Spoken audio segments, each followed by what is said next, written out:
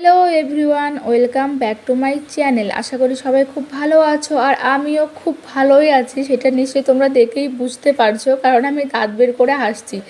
আর আমি হচ্ছে এরকম একটা মানুষ, যেখানে খারাপ সিচুয়েশন থাকে আমার সেখানেই বেশি করে হাসি পায়। এটা কিন্তু আমার খুব খারাপ অভ্যেস। তো যাই হোক, সেদিন ছিল বুধবার, আর আমরা দুজনে মিলে সন্ধেবেলা সেজেগুজে ভিজতে ভিজতে টেনে চেপে নৈহাটি যাওয়ার উদ্দেশ্যে বেরিয়ে পড়েছিলাম।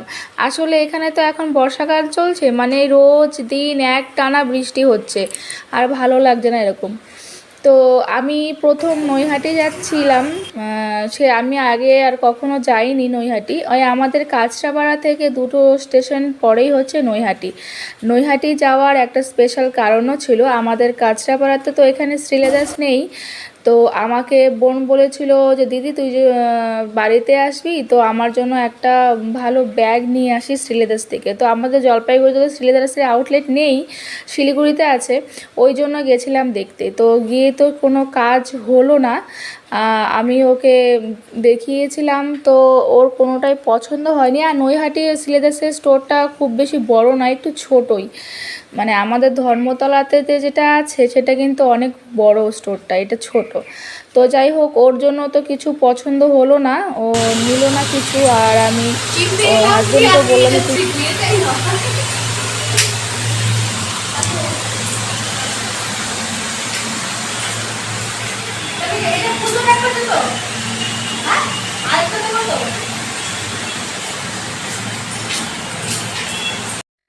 তো এখানে আমি বলছিলাম কি নিতে এলাম আর কি নিয়ে চলে যাচ্ছি। মানে বোনের জন্য দেখতে এসেছিলাম ব্যাগ, আর আমি পছন্দ করে জুতো নিয়ে নিলাম।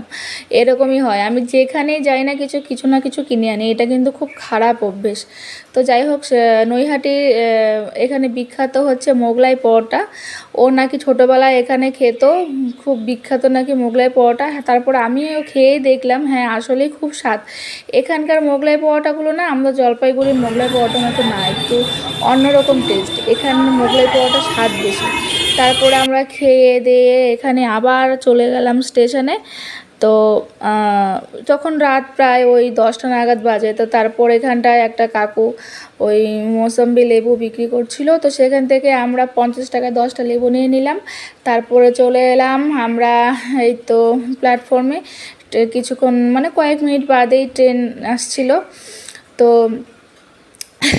এখানে কারণে অকারণে আমি হাসছিলাম। তো ফাইনালি আমাদের ট্রেন চলেও এসেছিলো, আর আমরা বাড়িতেও চলে এসেছিলাম 10:30 নাগাদ। তো বাড়িতে এসে তারপর ভাবলাম যে জুতোটা পরে তোমাদেরকে দেখাই কেমন লাগছে। তো আমি এখানে মোবাইলটা ট্রাইপডে সেট করে জুতোটা পরছিলাম। তো সেরকম ভালো হচ্ছিল না। তো যাই হোক, কষ্ট করে এখানটায় জুতোটা তোমাদেরকে পরে দেখাই, তোমরা দেখো কেমন লাগছে। আমার না কালো জুতো ভীষণ পছন্দ, আর এটা একটু ফ্ল্যাটের মধ্যেই নিয়েছিলাম। আমি হিল পরতে পারি না, আর আমি এত লম্বা, হিল পরলে আমাকে পুরো তাল গাছ লাগে। তাও অনেক শখ করে এবার একটা হিল কিনেছি।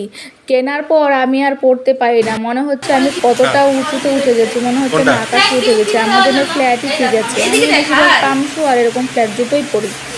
তো তোমরা দেখো কেমন লাগছে জুতোটা পরে।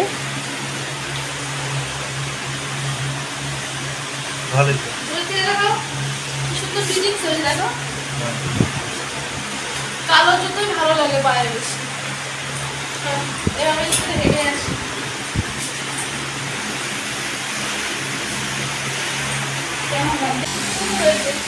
মানিয়েছে বাইরে বেশ, বলো বলো সুন্দর ফিটিংস হয়েছে।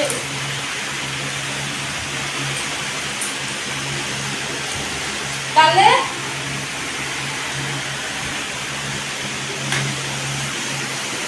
পুজোর এটা ফার্স্ট সব দুটো দিয়ে শুরু।